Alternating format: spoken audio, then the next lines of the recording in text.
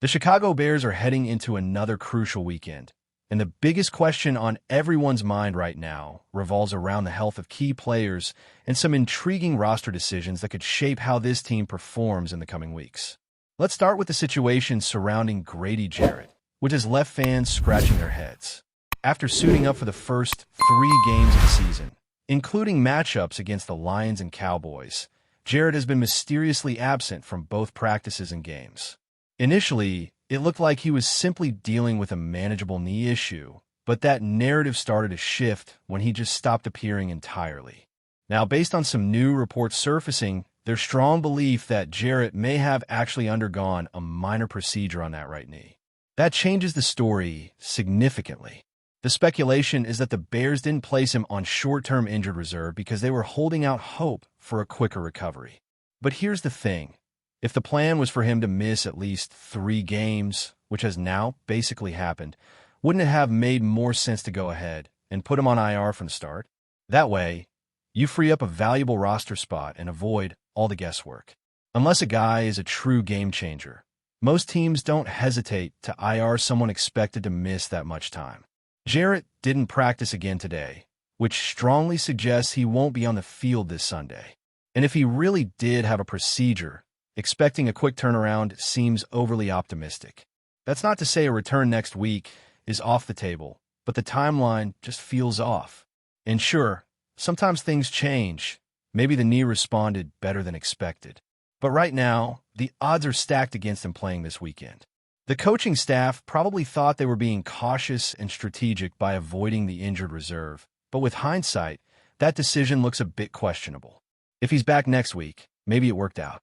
If not, then this has been a bit of a miscalculation.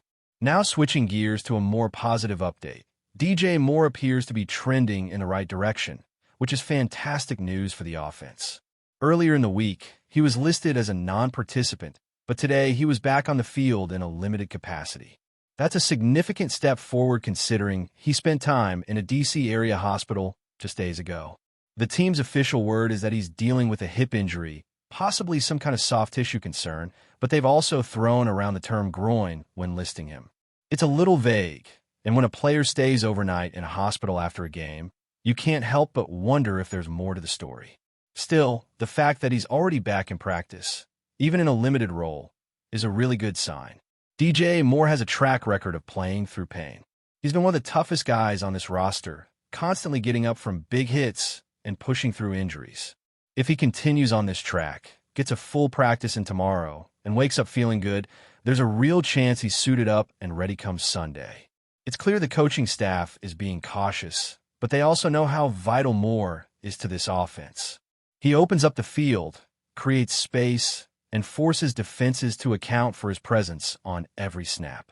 We've seen DJ gut it out before, and with the Bears desperate for stability and production at wide receiver, his return could not come at a better time. If tomorrow's report shows him participating more fully, that's the green light Bears fans are waiting for. But even if he's limited again, don't count him out.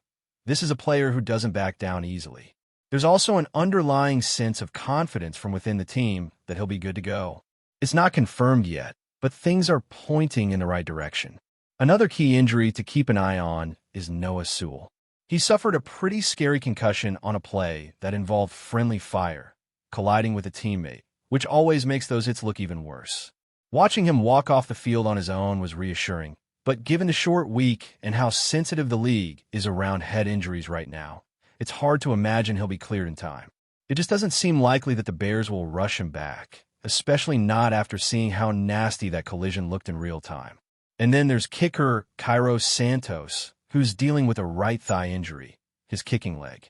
That's a tough one. Santos isn't known for having a cannon of a leg to begin with.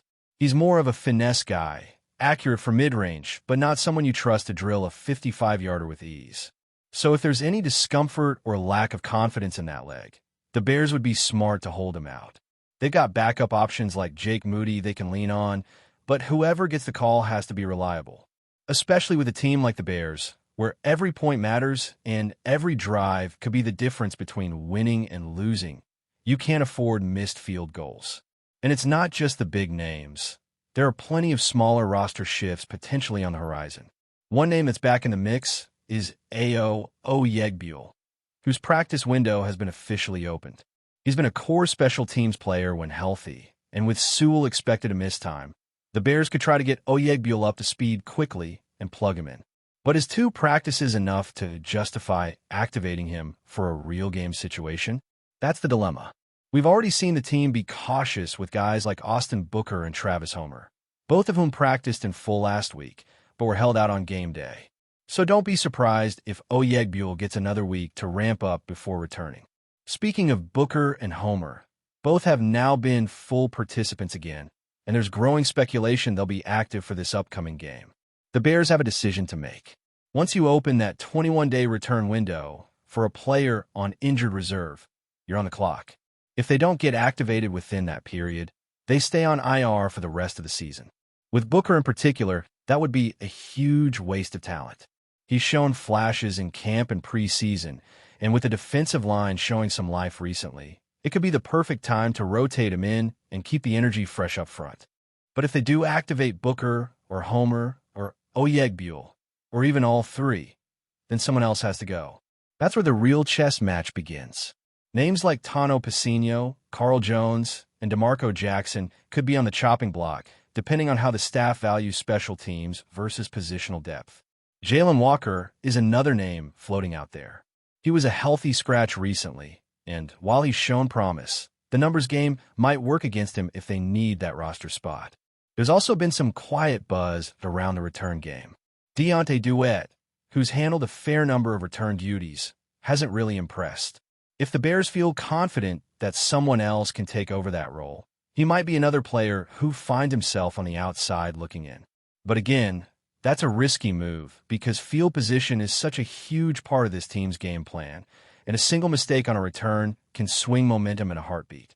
Looking at the Saints' injury situation heading into this game, they actually seem to be trending in the opposite direction, health-wise. Alvin Kamara was a non-participant to start the week, but returned as limited today, which usually indicates a ramp-up toward being ready on game day. Chris Olave and Alani Taylor both went from limited to full participants, which is exactly what you want to see. They're getting healthier, and they'll likely be near full strength come Sunday. So what does this all mean for the Bears? It means that they're walking a fine line between managing returning players, avoiding re-injury, and making tough calls on roster cuts. Every decision counts. This team is not just fighting for a win on Sunday. They're also fighting to build a sustainable roster, and that means taking some risks, trusting the medical staff, and making hard calls on who gets to suit up. The next few days will be telling, especially as we watch for updates on DJ Moore, Grady Jarrett, and any surprise last-minute roster moves that could shake things up. As we continue unpacking what could be a pivotal week for the Chicago Bears, all eyes now turn to the complex decisions the front office has to make when it comes to activating players and managing the depth chart. With multiple guys nearing a return from injured reserve, including Austin Booker, Travis Homer, and Ao Oyegbule, the Bears are entering that delicate stage where they need to balance optimism with realism. Just because a player is technically eligible to come back doesn't always mean they're ready to contribute at the level this team needs right now. Austin Booker, in particular, has become a focal point of these conversations. He's been practicing in full for 2 straight weeks now, which would normally point toward a likely return. And it's not like the Bears are overflowing with dominant pass rushers. They need as much help on that defensive line as they can get. The fact that he wasn't activated last week raised some eyebrows. And if he's held out again this weekend, it could either mean they're still being cautious with his knee or that other roster priorities are getting in the way. Either way, the 21-day window is ticking, and if they don't activate him soon, he'll be shelved for the rest of the season. That's a high-stakes gamble for a young player with clear upside. Travis Homer's situation is a bit more straightforward. He's been dealing with a calf issue going back to the preseason, but he's now back to full participation in practice. Given the Bears' current uncertainty in the backfield, having an experienced and versatile running back like Homer could be valuable. With DeAndre Swift showing up on the injury report this week, albeit in a limited capacity, adding Homer to the active roster could provide some needed insurance. Swift's situation is especially worth monitoring because of how his practice status changed. He was a full participant during a walkthrough, and then suddenly popped up as limited the next day with a groin issue. That kind of shift often signals that something happened mid-practice, a tweak, a flare-up, or something flagged during a routine checkup. It's not a full-blown red alert, but it's definitely a yellow flag, and the Bears can't afford to take chances with a player who just had his best game of the year. If Swift ends up being a game-time decision or even ruled out late, the Bears will need to shuffle things quickly. That could mean promoting someone like Britton Brown, who had a promising preseason, or leaning more on Roscoe Johnson and Kyle Manungi. Neither of those options gives you what Swift does, though. His speed, his shiftiness, and his ability to turn a small crease into a big gain are hard to replicate. So yes, having Travis Homer ready and available would make a lot of sense, especially if a team wants to avoid putting too much pressure on their younger backs. Now, when it comes to actually making space on the active roster, things get tricky. Every addition means someone else has to go.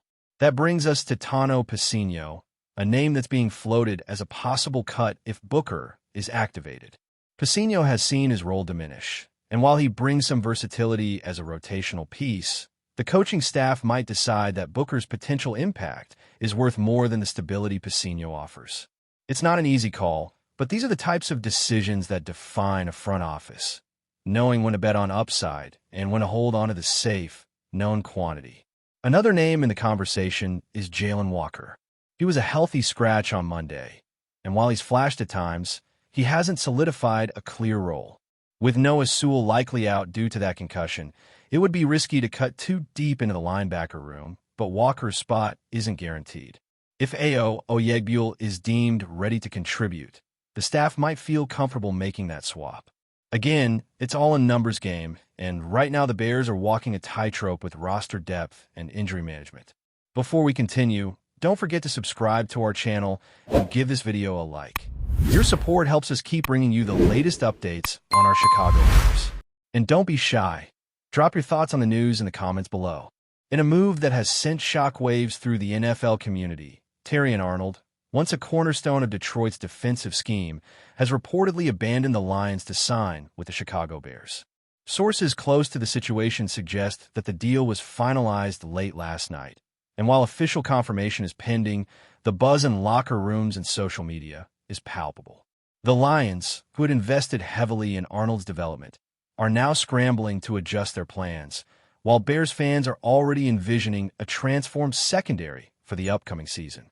The whispers started earlier this week, when Arnold was seen in Chicago for what insiders claim was a personal visit, sparking speculation that a move was imminent.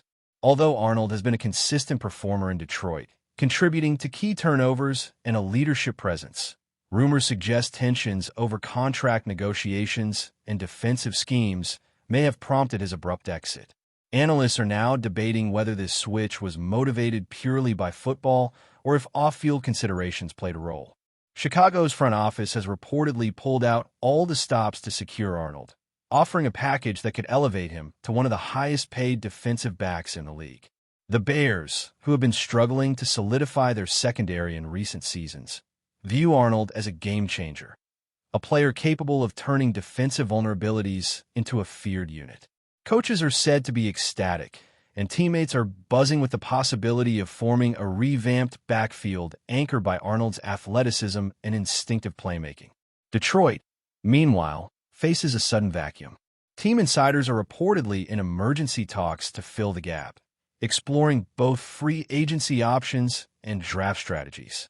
Fans have taken to social media with mixed reactions, some expressing outrage at the sudden departure, others speculating that this shakeup could pave the way for new defensive talent. While the deal remains unofficial, the chatter across NFL circles is intense. Could this be the beginning of a Bears resurgence? Or is Arnold betting on a fresh start in a city desperate for defensive dominance? One thing is certain. The fallout from this surprise move will dominate headlines and locker room conversations for weeks to come. If the buzz proves true, Chicago may have just pulled off the NFL rumor of the year. That's it for this update. If you enjoyed the video and want to stay updated with exclusive news about our Chicago Bears, be sure to subscribe to our channel and hit that like button. We can't wait to hear your thoughts in the comments. See you in the next video.